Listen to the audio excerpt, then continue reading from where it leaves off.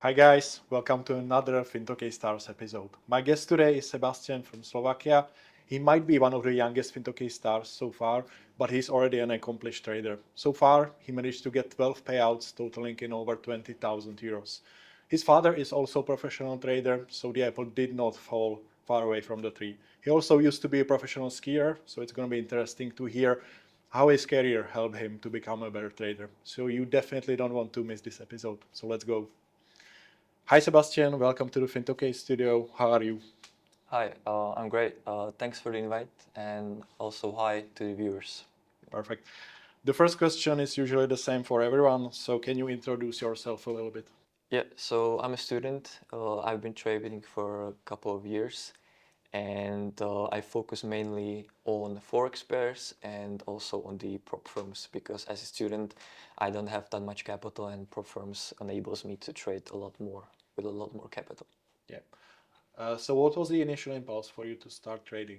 Because for most people, it's gaining freedom.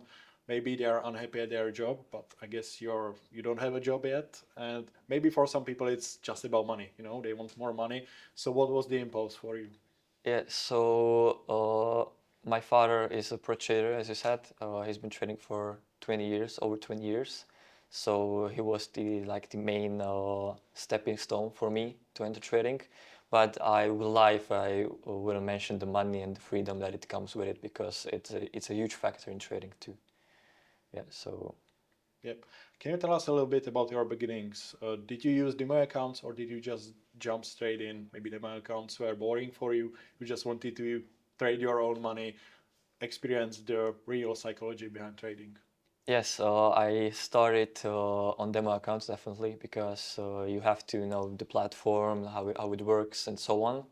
And then I moved. I think I spent just a couple of months on demo, and then I moved to prop firms because, as you said, the psychology is a lot different, and I know that now from the experience that it is a lot of different. I was a lot profitable on demo Yeah. account than in the prop firm space. Yeah. Yeah, we will definitely discuss the differences between prop trading and using your own money, but let's not get ahead of Yeah, sure. ourselves. Can you remember your very first trade? Did you use any kind of strategy? Because I know, like most people, they just want to try trading. They just go long or short or on anything. They don't have any strategy. Usually, of course, it ends badly. So, do you remember your first trade? Was it profitable? And did you have any kind of strategy? On demo account, I think it was just to try out how Yeah. it works, and I think it was a gold, and I actually closed in profit, but just a few pips. I know I saw like $10 and 10 euro in profit. Like, oh my god, I Yeah. closed it. But on the profit space, I think it was a British pound and JPY. GBP JPI, and I knew it ended in like 20 or 30 pips profit, and I just put like 0.1 a lot on it, so it was like a few dollars, few euros to trade, so nothing much. Nice. Yeah, we had a little conversation before the recording now, and you told me that you don't trade gold, but you focus on forex pairs. So it's kind of interesting that one of your first trades was already on forex. The first one was on gold, and since then you don't trade gold, right? Yes. Well, the gold pairs are kind of different because it's in the lot size is a lot different than the forex pairs, and I would say if I would isolate all my gold trades, they much more were unprofitable than profitable. So I focus more on forex pairs, and the forex pairs I've been trading for couple of years, and last 7 or 8 months only just the Nice. forex pairs, and I stay what works. I Yeah, stay of in course. that area, so Yeah. it works for me. Yeah. If something works, there's no need to change anything. Yeah, I for sure. guess Yeah. definitely pays off in trading. We already talked a little bit about your dad. Maybe do you have someone else who inspires you in trading, or was it always just your dad? Um, yeah, I would say the main inspiration or mentor is my dad, definitely, and in the like psychology area, which is I think a huge part of trading. There are like many gurus or Yeah. mentors out there. So I couldn't name few of them, but yeah, I think the main trading and mentor, and even in the psychology, it's my dad. Yeah. Nice. Maybe like let's imagine some beginner traders are watching this. From your experience, how would you recommend them to approach those forex gurus or those course sellers? How can you recognize a real guy who has real strategy, is profitable, from those who just maybe want to, sell you courses and they don't even trade? So do you have like any kind of distinction between those guys? Well, in my own experience, it's kind of hard in these days to kind of judge who is real and who is not because everything is fakeable, Yeah.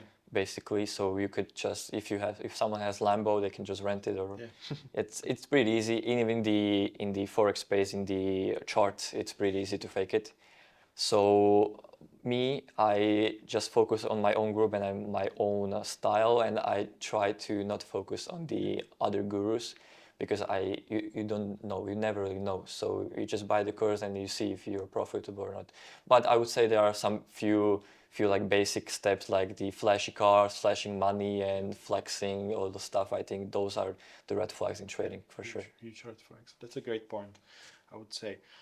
Uh, since you started trading, were you profitable right from the beginning, or did you face any struggles? And maybe tell us what was the game-changing moment for you, and when did it happen?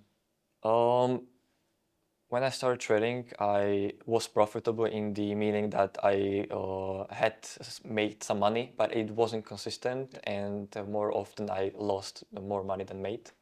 So definitely for the biggest aha moment was a prop firm space that I would say basically utilized my strategy the best, and I also implemented my strategy better for the prop firm space, and it works better even in the live area, live account, or even the prop firm. And the biggest aha moment was for I think like 7 or 8 months ago, and that is when I became consistent and started doing consistent. I started having consistent profits and money. Yeah, money started rolling in. Yeah, yeah. That's nice. We'll definitely discuss that a little bit later. But let's first talk a little bit about learning, about knowledge, because of course being trader is about knowledge, it's about learning, and that's the process that never stops, I would say. So can you tell us where do you draw your knowledge from? I guess it's probably your father, but do you have any books that you can recommend, or maybe some YouTubers? As I said, I try to focus just on our own group, our own academy that we have for traders, and basically I draw all the information that I have from this space, this academy. Um, and as I said, I try to not focus and try not to learn specifically trading from other traders because we have a lot of different systems, and as you said, there are many red flags and many fake gurus and scammers out there, so you cannot trust their system. So I just watch them for maybe the psychology or the content that they have. So I would say I do not like learn from that much from the outside space. Yeah. So you just do your own thing. Yes, basically yes. That's interesting. Uh, Well, let's talk a little bit about your trading style. I guess it's the most important thing we want to discuss today. So, can you categorize yourself in some brackets? Maybe it's swing trading, maybe it's scalping. What do you Yeah, do? I would say I'm the swing trader. I do technical analysis on my trades, and my trades are usually from like few hours to few days. Yeah. So the swing trading is my main strategy, and I have basically the kind of same strategy as my father, but I have my few bits and pieces that I've changed and that works for me better. And yeah. Yeah, that was my next question. I had to ask you if you have the same strategy as your dad. So I guess it's similar, but you adjusted it. It's very similar, but we have different approaches to it if I can explain it in some basic sense.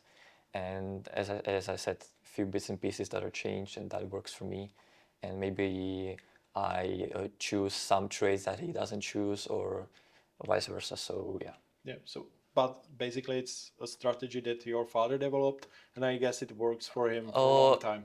Yes, but also no, Okay. because he has been training for 20 years, Yeah. but last two years we have kind of like collided and Okay. worked together and perfect that strategy and change it completely, and then just perfect it in the one single strategy. So I would say that I maybe had like 20 or 30% on a strategy, and he has 70. Okay. Yeah. Yeah. That's nice. And my main inclusion is the risk management and the entry on the actual entry on the charts.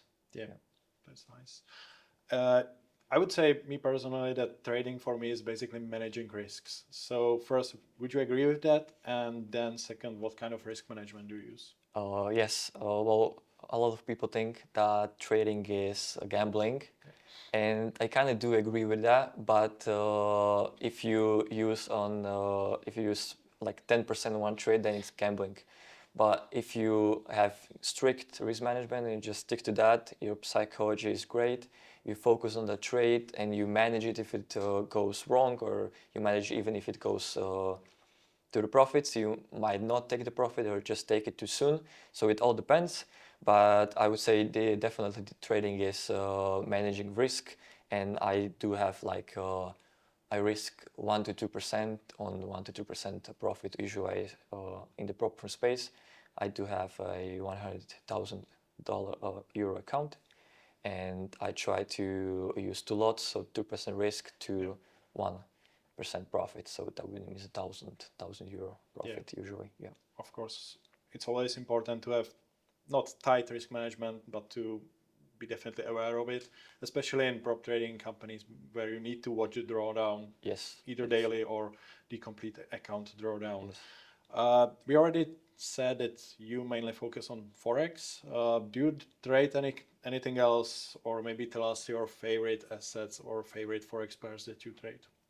Well, I only trade the 28 Forex pairs that are there, but I also try to analyze gold, Nasdaq, and all the other types that are out there. Uh, and my main pairs, I wouldn't say I have like favorite ones, but the more volatile, the more better for me. And I would say the JPY are one of the most volatile pairs. So Euro JPY, GBP JPY are the main pairs that that are my favorite. So you said you're mainly technical trader, but my question is, do you follow fundamentals or not?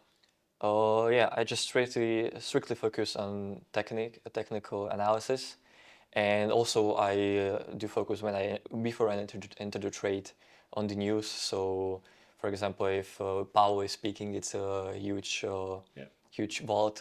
volatility.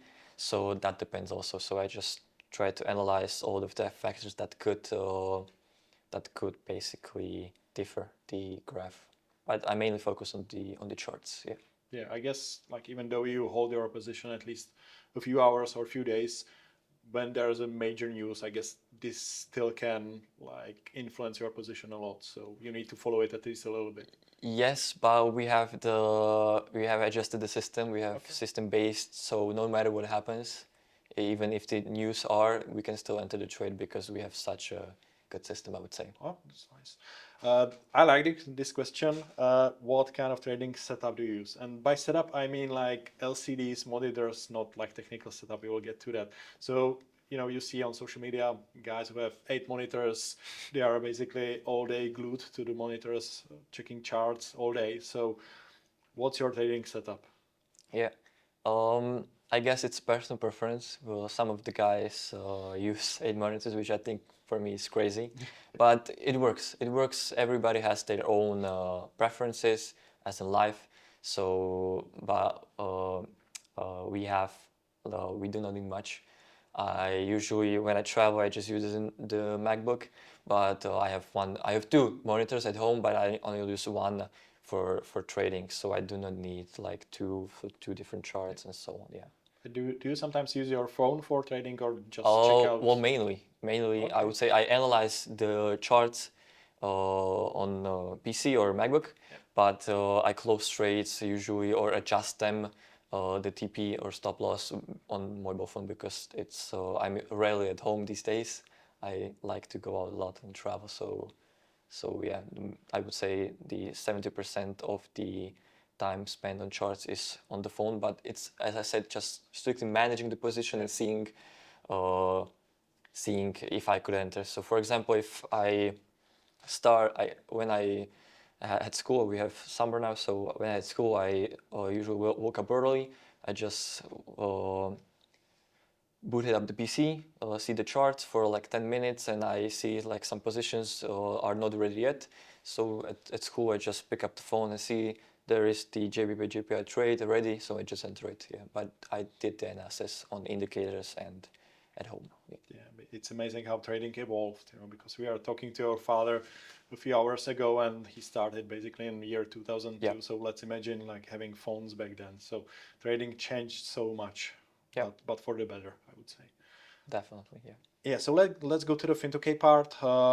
As I said in the beginning, you already had 12 payouts. You are currently trading two 100,000 euro ProTrader accounts, which is, by the way, one of the most favorite trading programs Fintokei offers.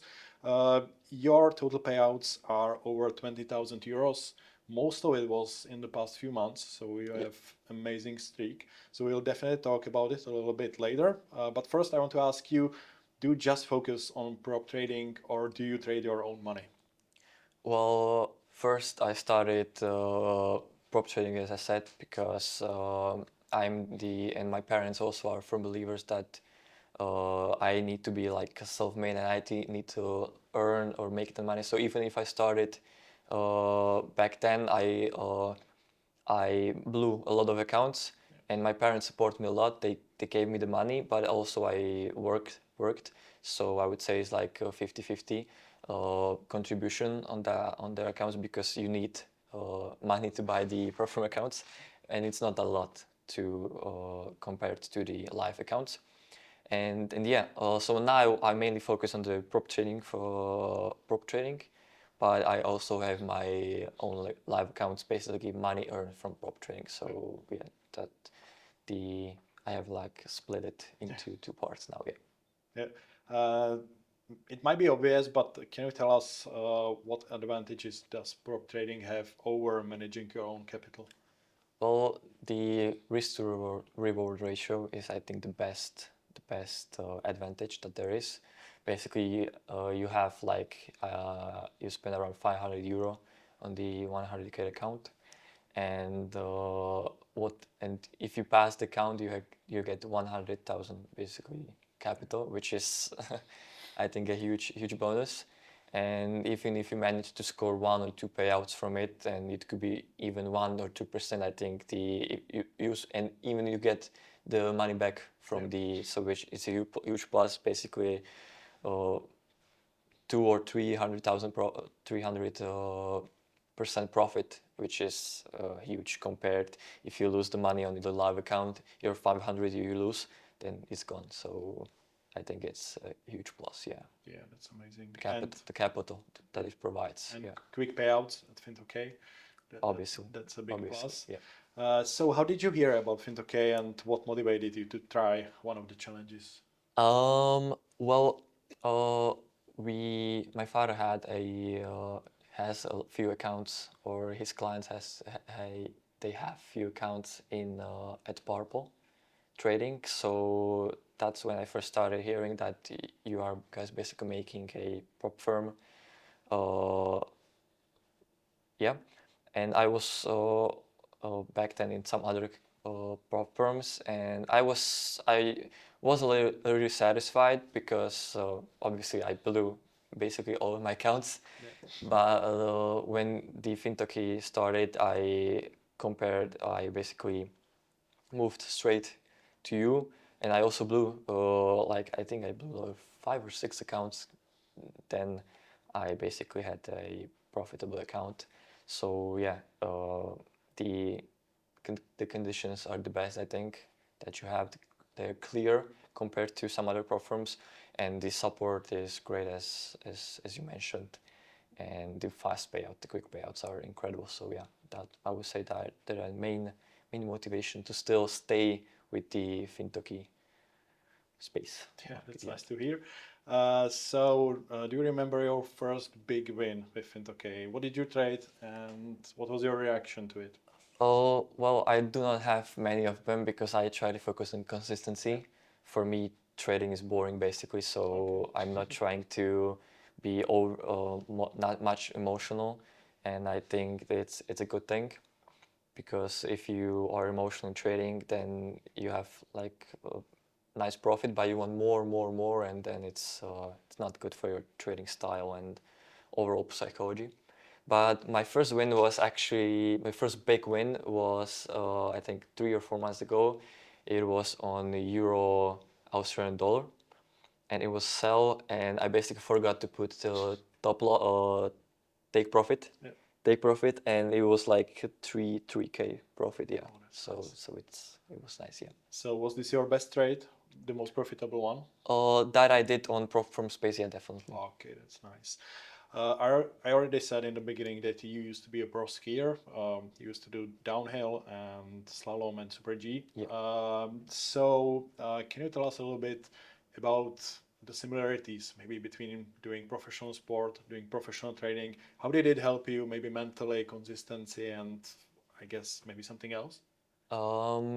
Yeah, well, sports overall sports are, I think, one of the best lessons that you can learn in life because it teaches you discipline and also that you lose. Basically, you lose in trading.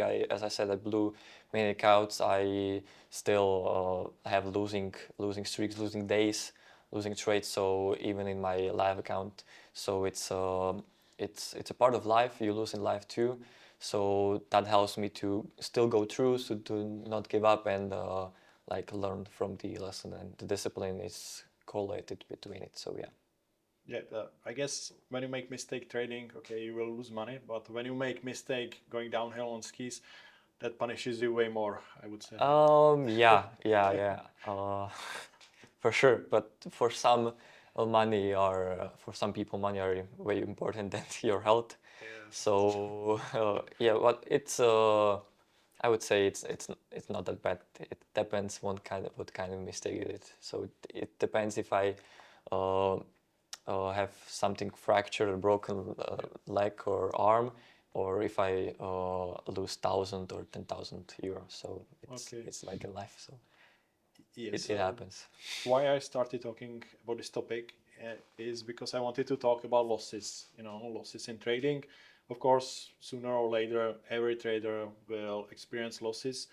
So, did you maybe before ever had a long losing streak? How did you react to it, and how do you, in general, work with losses?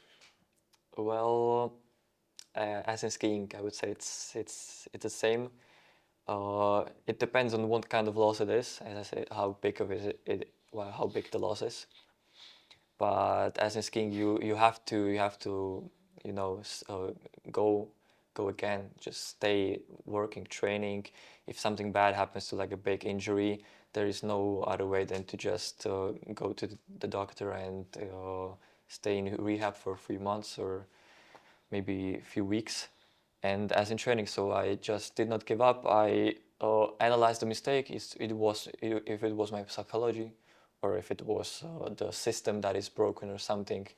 If I have made a mistake on the trade, or I even had a mistake that I put, everything was great, but I wasn't focused, and I put a lot more lots than I usually do, and I blew my account one time for the mistake like this, and it happens. So it happens. It's life, and I think the losses are part, and you just have to learn from it and move forward.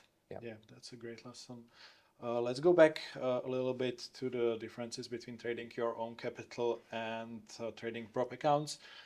Do you approach them differently? Do you maybe risk more on prop accounts because like it's basically not your money, or do you just approach it the same way? No, the same way. We have the system is established basically the same for both.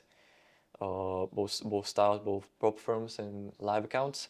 And I would say I risk the same. Obviously, I risk 1% on the 100,000 accounts because you have stop losses and daily drawdowns and so on.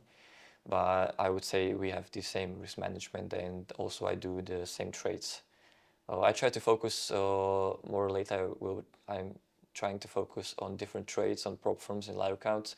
So if there are days that I'm waiting maybe few days or even few weeks for a trade to go in profit and take it home.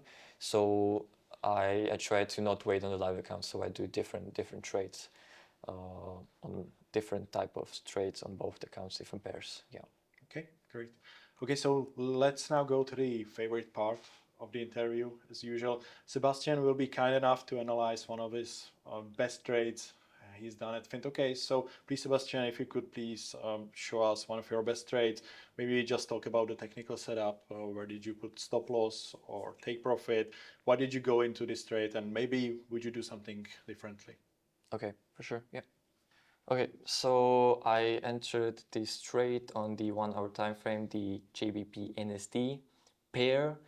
I started on the 1 day time frame, focusing on the trend, which was the bullish trend, the buy trend. And as you can see on the 4 hour time frame, then I went back to the 4 hour time frame. This was the impulse, this was the correction, which I can see back by the MACD indicator, and then back up to the second impulse. And as I mentioned in the article, we trade the second impulse. And this was my exact entry. This line is the lowest from the previous day. So then I entered basically on the lowest of the previous day from the 1 day time frame, and it ended up. Okay, so I closed this trade in profit, basically on this top line, which is the maximum of the previous day. And a few things that I basically decided to take this trade was the top-down analysis from the 1 day time frame to 4 hour time frame, the impulse correction impulse, which basically this was the correction, and then back the impulse up, and yeah, that basically. Thank you, Sebastian, for the lovely trade analysis. Let's go to the part you told me you look maybe the most forward to, and that's the lifestyle of the trader. So can you tell us what does your day, like the typical day, look like? So as I said, I do not spend that much time on the charts. If I could average it, basically like 10 to 20 minutes a day, even less. Analysis I do on the weekends and basically the Monday or the start of the day. Okay, so I start usually, now I do not have school, maybe I wake up around 9 or 10, quite late.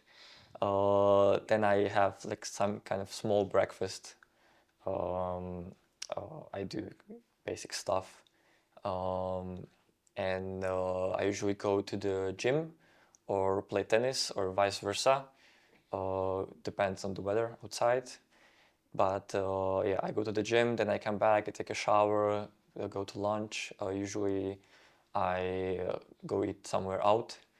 But as I said, it a lot depends on the kind of feeling I'm having, or if I want to cook, because I'm not that good of a cook. But I started cooking recently a lot more often, so I'm starting to get better.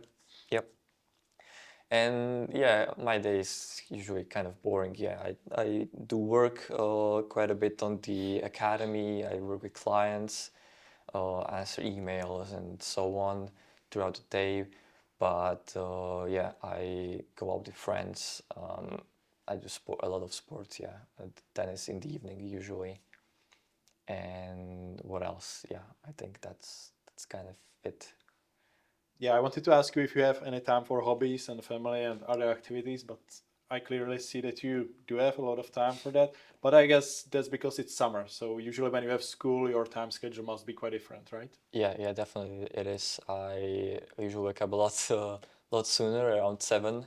Then I have school from 8 to 3, and yeah, then I usually go straight to the charts to see how the market is doing. It depends kind of if I have already opened the trade or closed one. And if I open trade, then I just check the trade how it's going. Uh, but as I said, it depends. Then I usually uh, take a walk somewhere, just to clear my mind. Depends on how hectic the day was. Or I just go outside and yeah, I eat. And then I go to the gym or I play tennis. So yeah, I would say the evening part is kind of a relaxing part. The day at school is very hectic and kind of hard on your mind, and I'm usually tired. And yeah, then when I come back from the gym, basically I take a shower, I take a look at the charts just to see for the next day. As I said, it depends if I open trades or not. And I answer the emails, work on the academy, and teach some clients and do all that boring stuff. Yeah. Yeah, nice. Yeah, so you're definitely not one of those traders who spend 10 hours watching so many charts. So it just takes you a few minutes every day, which is quite similar to what Bernd, one of our previous guests, did because he's running his own business. So he just spends a few minutes a day on charts. So it's quite similar for you. Yes, I would say it's a lot similar. I try to not to be attached to the charts too much because if that happens, it might mean some negative effect too. You can trade, you can have a different kind of opinion on your trade, and yeah, I think trading is boring. At Yeah. least for me, it's boring, and I have the system that is just boring and. I mentioned earlier, I do not have that much like biggest, highest profits because I focus on consistency. And when I reach the goal that I have meant for the day or for the trade, then I just close it and it's day done for me. I do not overtrade, or if I lose a trade, I do not re-enter the trade. So I just, yeah, trading is boring, I think. Yeah. You just answered my next question because I wanted to ask you. You said it many times that trading is boring for you. So I Yeah. wanted to ask you why, but you basically answered it. Yeah. So that's an interesting approach, definitely. So my next question is, do you have any rituals when it comes to trading that you never skip? Maybe some rituals that you got from the skiing days. I don't know, maybe some breathing practice or something like that. No, I do not think so. Usually, maybe some kind of ritual is when I'm kind of not in the mood or not focused enough, or some other thing or problem is affecting my mind, and I try to maybe listen to music or just calm down, take a walk, or read a book, or go to the gym or play some sports, and then I come back to the charts so I have my mind cleared off because everyone has some kind of state when like they need a lot of money, and when I had some huge losses on back then a few years ago, a few months ago, that I basically went to the chart and I need to make so much money, or I saw some kind of motivational video, you need to make money now, and I went to the charts and okay, and then I started trading and I lost a lot more money. So I would say the mind has to be focused, it has to be clear and just focus on the trading, and do not care about everything else. And I just said it's that few minutes. So you can, we have the system that you can just spare a few minutes to be just solely focused on work and do not care about everything else. Yeah. Yeah, I have to say it's quite rare to see such young trader to be so mentally adult, because a lot of young traders, they just not want to gamble, but they are quite aggressive, and I guess it really helps your skiing career in this case. Well, yes, I'm not the best. I still have some bad moments. I'm still a human. But yeah, in trading, I try to be calm, and even in life, I try to stay calm. Also, there are some situations that happens to me that might make me angry, but as I said, I make mistakes. Everybody makes mistakes, and in skiing and sports, and I think the whole life. I think I'm young, but it had some situations that have happened to me helped me to be like, if you lose some money or some accounts, it doesn't matter. There are far more things, far more bad, worse things that could happen to you, and losing some money is basically nothing to other things that could happen. Yeah. Absolutely. But on the brighter side, lately you made quite a lot of money. We said you had 12 payouts in more than 20,000 euros. Yep. So that's quite a lot of money. Do you feel like it changed you somehow? Maybe are you spending more money, or it just didn't change you at all? It's kind of hard for me to judge objectively if that changed me, right? I don't see no Rolex here, so. Yeah, no. I try to. Well, I spent just few money recently when I was on trip, but yeah, I think it did not change me. I think my friends would judge the most on that, but I think I'm the same guy. I think it changed me actually for better, because I think money exposes you. So when you're a bad person and you have a lot of money, then exposes you, and you're a far more worse person than if you do not have money. And I think it has made me better. I think actually I'm quite calmer, because some situations can be solved only with money, and that helps me a lot. But I'm not some kind of flashy guy that needs to flex. I hate that stuff. But if you have money, I think you should buy more quality material, spend some money on good food, good drinks, on trips, and I think you should definitely spend it, because you won't take it to the grave with you. Yeah. So I think you should spend, but also invest in you, and try to be better, and maybe even give others, because I'm a firm believer to gifting others. I think it will come back to some other form, and be kind to others in the end. I would say nothing will change. Nice. We are in the finishing line, so the last question is the same for everyone. What is the best piece of trading advice you have ever received? The best trading advice that I have ever received. That's kind of hard, because I've received a lot from my father. And generally, Like pick one. one main would be, as said in life, like, do not give up, and be a bit disciplined, I would say. So definitely do not give up, because in regards losses, they will happen. They still happen to me. They still happen to everyone, I think. And in regard to trading, I would say do not overanalyze the charts. If you have a good strategy, good system, then just focus on it and be intact with the system. So if it goes down, if you have some losses, then just stick to the system and believe it, basically. And yeah, have good psychology, focus on the trading, what you're doing. And I think one of the most important part in trading is also the risk management, because as I said in the beginning, I could be gambling. Some people take it as gambling, but if you have good risk management, you can be $1,000 in loss and still be in profit by the end. So just focus on the risk management and the psychology. I think that's a main part of winning and being profitable in trading. Yeah. Okay, thank you so much. That's it for today. So thank you, Sebastian, a lot for being here today. That's it for today, guys. I think Sebastian is definitely someone young traders can look up to. So thanks for watching this episode. If you haven't already, then please subscribe to the channel and definitely check out Fintokei website. I'll see you next time. Take care. Bye.